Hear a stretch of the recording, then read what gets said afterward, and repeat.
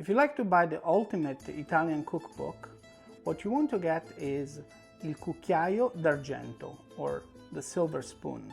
There are English versions, it's been translated to other languages, but of course you are more than welcome to buy the Italian version so that you get the real authentic version, and then maybe you'll help yourself with a little bit of translation if you don't speak Italian fluently, or you just follow my channel and then you really know Italian.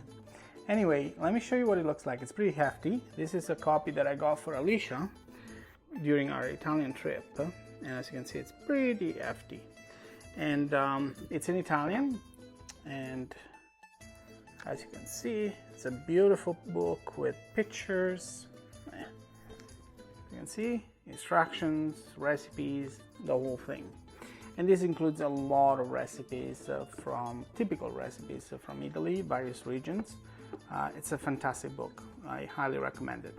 They also have a version made specific for pastas, a version specific for desserts, a version specific for seafood, a version for carne, which is meats. So, you can go specialized if you want. But as a first book, I would highly recommend you get Il cucchiaio d'argento, which is the basic one that has a multitude, a variety of foods and styles from Italy.